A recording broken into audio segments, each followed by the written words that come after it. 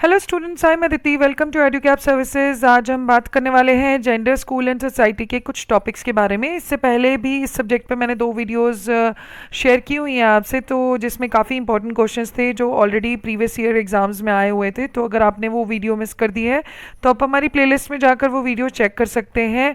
साथ ही साथ चैनल को सब्सक्राइब कर लीजिएगा और बेल आइकन को ज़रूर प्रेस कीजिएगा ताकि अपकमिंग नोटिफिकेशंस हमारे वीडियोज़ की आप बिल्कुल भी मिस ना करें, और जो भी बीएड रिलेटेड अपडेट्स हैं वो भी आप बिल्कुल मिस ना करें। तो चलिए स्टार्ट करते हैं आज की वीडियो। आज के वीडियो में हम बात करने वाले हैं इक्विटी के बारे में, इक्विटी इक्वालिटी के बारे में। तो क्या होता है, चलिए देख लेते हैं इक्विटी क्या होता है। इक्विटी का मतलब होता है means equality of being fair and impartial, मतलब जस्टिस करना किसी भी चीज़ में, किसी भी सिचुएशन के अंदर, और फेयर प्ले करना। अब मैं आपको एक एग्जांपल देती हूँ। अगर मेरे पास सिचुएशन ये है कि किसी के साथ बुरा हो रहा है, कोई भी, जैसे फॉर एग्जांपल आप कास्ट सिस्टम इंडिया में बहुत फॉलो होता है, तो हम रिजर्वेशन उसके लिए करते हैं ताकि हम उन्हें, जो लोअर कास्ट के लोग हैं, उनके साथ जो चीज़ें गलत हो रही हैं वो ना हो और वो अपलिफ्ट करके पढ़ाई पे ध्यान दे सकें। तो हम फेयर प्ले करते हैं, इधर हम जस्टिस दे रहे हैं उन्हें। इसका मतलब ये नहीं है कि जनरल कैटेगरी और आप रिजर्व्ड कैटेगरीज को एकदम सेम चांसेस मिल रहे हैं, नहीं। बट ये है जैसे हम उनकी फॉर्म्स की फ़ीस हम कम लेते हैं ताकि आप रिजर्वेशन कर देते हैं कुछ कैटेगरीज के लिए स्पेसिफिकली, ताकि वो लोग ज़्यादा फोकस करें, उनको जो राइट्स नहीं मिल रहे हैं वो मिले।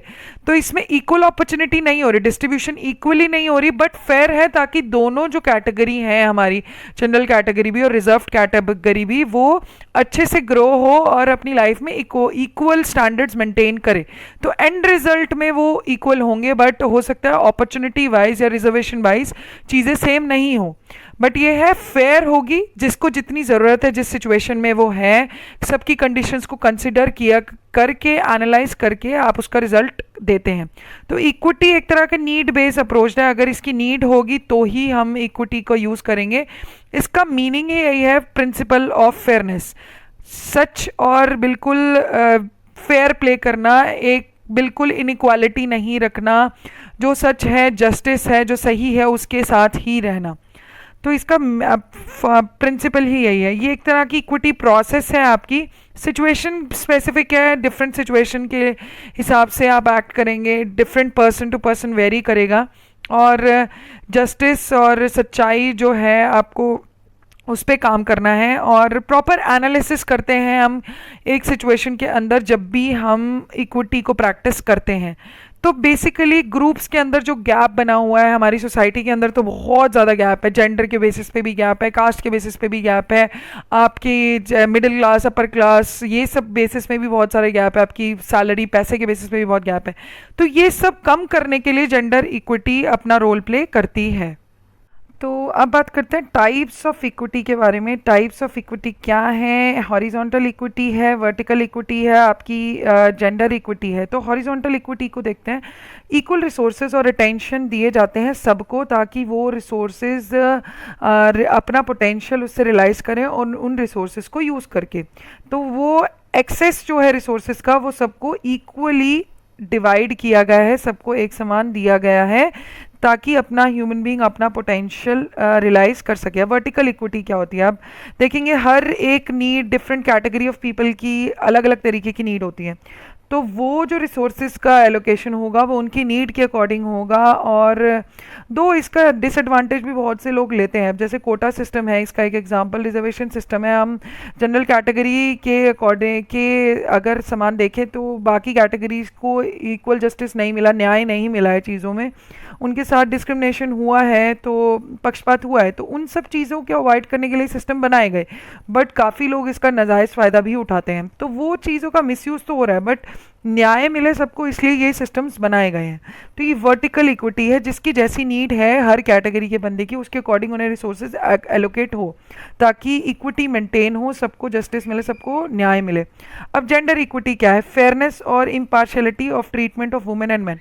तो जेंडर के बेसिस पे जो आप ट्रीटमेंट मिले वो इक्वल मिले, ये ना हो कि उनके राइट्स अलग अलग मिले। तो आप देखेंगे रिजर्वेशन वुमेन की भी की जाती है, बहुत सारे आप जगहों पे देखेंगे कि वुमेन रिजर्वेशन भी होता है। क्यों होता है? ताकि उनको जो डिस्क्रिमिनेशन फेस किया है उन्होंने अपने लिंग के वजह से, कि वो औरतें हैं, तो इसलिए उनको जो काम करने की अपॉर्चुनिटी नहीं मिली है, वो सब ना हो, इसका यही फोकस होता है जेंडर इक्विटी का, और सबको इक्वल अपॉर्चुनिटी मिले, उनके औरतों के साथ न्याय हो, आदमी और औरत को एक तरीके से ट्रीट किया जाए।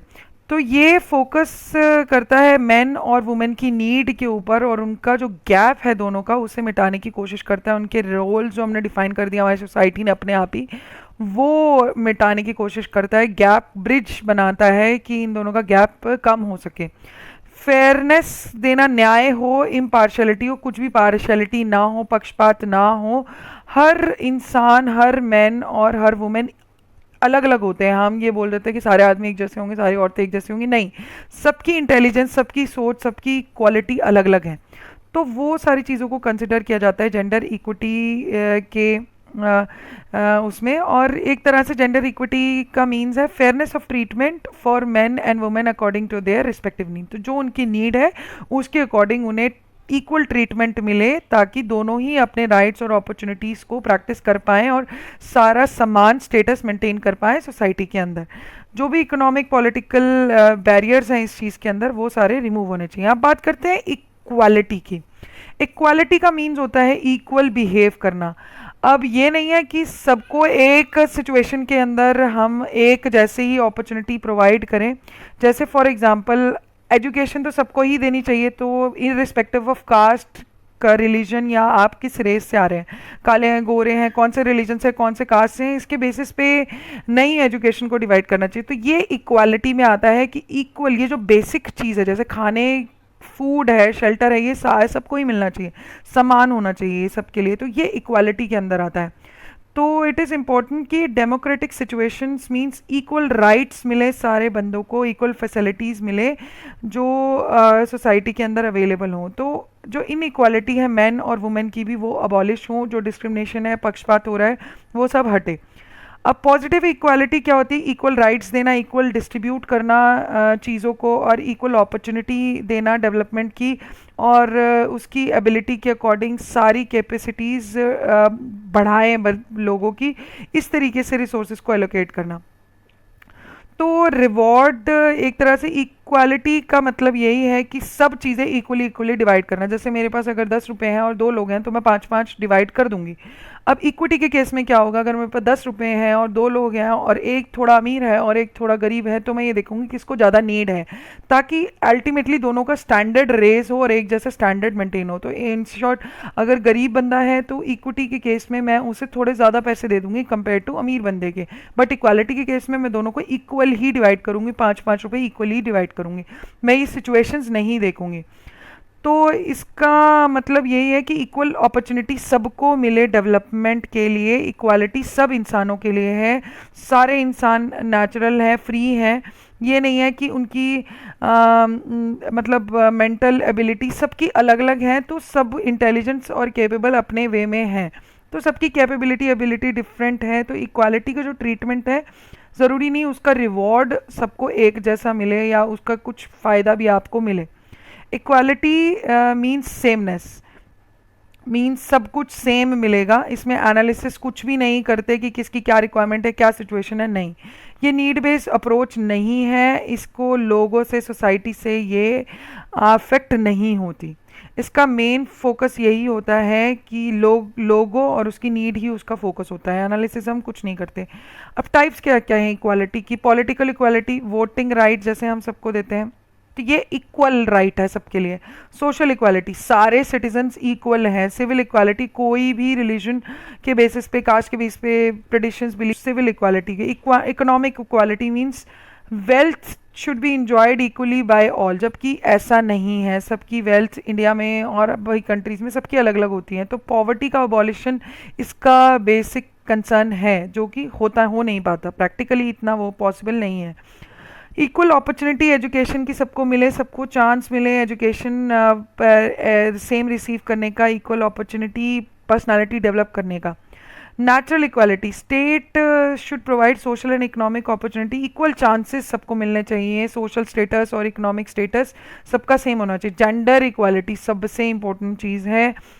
मेन और वुमेन को सोशल स्टेटस, उनके लीगल राइट, उनके पॉलिटिकल राइट्स के बेसिस पे इक्वल मिलने चाहिए। जैसे पेट्रियार्की सिस्टम में सब कुछ बाप से बेटे को ही चला जाता है, जो यहाँ इंडिया में बहुत ज़्यादा फॉलो होता है। अब वुमेन्स को सारी चीज़ें इक्वल नहीं मिलती ना, आपकी फिनेंशियली देख लो, आप राइट देख लो काम करने का, इंडिपेंडेंस देख लो, फ्रीडम देख लो। तो जेंडर इक्वालिटी बहुत ज़्यादा मैटर करती है। Equality between men and women and free to develop their personal ability. तो बेसिकली जेंडर इक्वालिटी का फोकस यही है कि मेन और वुमेन अपनी जो उनकी कैपेबिलिटी है, अपनी जो काबिलियत है, वो खुद डेवलप करने का फ्रीडम उन्हें मिले। जो भी स्टीरियोटाइप्स बने हुए हैं कि नहीं औरत को सिर्फ घर का ही काम करना है, आदमी ही बाहर जाके कमाएगा, ये सब चीज़ों की वजह से जो डिस्क्रिमिनेशन हो रहा है उन सबको अबॉलिश करना ही जेंडर इक्वालिटी का मतलब है। और अपने बिहेवियर में, अपनी एस्पिरेशंस में मेन और वुमेन को आप फेयरली ट्रीट करेंगे, इक्वल ट्रीट करेंगे। इसका मतलब ये नहीं है कि मैन और वुमेन इक्वल हो गए, बट ये है कि अपॉर्चुनिटी आपको एक तरह से, राइट्स जो हैं वो सब सेम होने चाहिए फीमेल और मैन के। अब डिफरेंस क्या है, सबसे इंपॉर्टेंट चीज़ है। तो इक्वालिटी और इक्विटी में डिफरेंस आया हुआ है एमडीयू सीआरएसयू के पेपर में, बहुत ही इंपॉर्टेंट क्वेश्चन है ये। इक्वालिटी क्या है, इक्विटी क्या है, मैंने आपको दिखा दिया। मैं टैबुलर फॉर्म में मैंने इन दोनों का डिफरेंस मैं कंपेयर भी कर रही हूँ, तो 16 मार्क्स में आएगा। तो आप टैबुलर फॉर्म में लिखना चाहे टैबुलर में लिख सकते हैं, आप टाइप्स पूछे जाएँ या अलग अलग शॉर्ट नोट्स में पूछा जाए तो भी आप इसे अच्छे से डिस्क्राइब कर सकते हैं। अब इक्वालिटी और इक्विटी का मीन्स क्या है। इक्वालिटी मीन्स बिहेव करना इक्वली, शेयरिंग करना, डिवीजन करना सबको एक लेवल पे। इक्विटी का मतलब यह है न्याय के ऊपर ध्यान देना, पक्षपात ना हो उसके ऊपर ध्यान देना। तो वो बहुत ज़्यादा कंसिडर किया जाता है इक्विटी के अंदर, और तब उसके हिसाब से चीज़ें डिस्ट्रीब्यूट करना। अप्रोच क्या है, इक्वालिटी आपकी नीड बेस अप्रोच नहीं है, ये आपकी सोसाइटी या पीपल से इफेक्ट नहीं होती। इक्विटी ज़रूरत के अकॉर्डिंग ही आपकी अप्रोच को इस्तेमाल किया जाता है, इसे यूज़ किया जाता है। ये क्वांटिटी के बेसिस पे डिफाइन करती है कि अगर मेरे पास 10 रुपये हैं तो मैं 5 डिवाइड कर दूंगी, बट जबकि इक्विटी जो है वो क्वालिटी के बेसिस पे डिवीजन होता है, राइट्स दिए जाते हैं कि क्या क्वालिटी है, किसको कितनी नीड है, उसके अकॉर्डिंग ही डिवीजन होगा। Equality might give rise to negative discrimination, negative discrimination हो सकता है। अब जैसे मैं दो अमीर लोग हैं और गरीब लोग भी हैं, बट मेरे पास पैसे सेम मैं सबको दे रही हूँ, तो जो अमीर है वो तो अमीर ही होता जाएगा, जो गरीब है उसका स्टैंडर्ड, जो गैप दोनों के बीच में है वो सेम ही रहेगा अगर मैं इक्वली डिस्ट्रीब्यूट करूँगी। तो यहाँ पर इक्विटी का बहुत इंपॉर्टेंट रोल है, क्योंकि वो देखेगा कि इसकी क्या ज़रूरत है और उसके अकॉर्डिंग डिस्ट्रीब्यूशन करेंगे रिसोर्सेज की, पैसों की। तो जो गैप है दोनों क्लासेस के बीच में वेल्थ वाइज, मनी वाइज, वो थोड़ा कम हो, ये इक्विटी से हो सकता है, जबकि इक्वालिटी इसको कंसिडर नहीं करता। फोकस क्या है इसका, सबको मिलना चाहिए, सबकी नीड्स के बारे में सोचा जाता है इक्वालिटी में, जबकि आप इक्विटी के अंदर रिक्वायरमेंट जिसकी क्या इंडिविजुअल की है उसके अकॉर्डिंग आप फोकस करते हैं। ये मेजरेबल है और ये वेरी नहीं करेगा, सब जो भी उसको देखे सबको सेम ही मिलेगा। ये जो इक्विटी है वो सब्जेक्टिव है, सिचुएशन से situation, person to person differ करती है।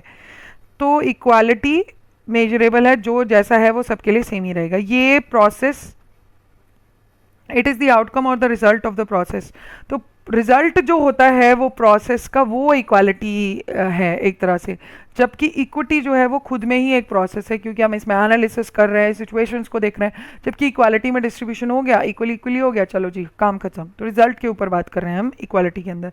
अब रैशनल क्या है, सब इसका यही पर्सपेक्टिव है कि सबको इक्वली ट्रीट करना, रैशनल हो नहीं हो। यहाँ पर equity is rational logical decision है, सबके लिए सेम डिसीजन होना नहीं होना लॉजिकल डिसीजनिंग पे मैटर करता है। लुक्स क्या है, कैसे दिखता है, इक्वालिटी इज मीन्स सेमनेस, सबके लिए एक समान। इक्विटी मीन्स फेयरनेस, न्याय, जस्टिस, पक्षपात ना हो, तो वो उस अलग तरीके से नज़रिया है इक्विटी का। एनालिसिस इक्वालिटी में नहीं चाहिए, जबकि इक्विटी में एनालिसिस चाहिए। आप एनालिसिस करने के बाद एक सिचुएशन में तभी आप अपने डिसीजन लेंगे।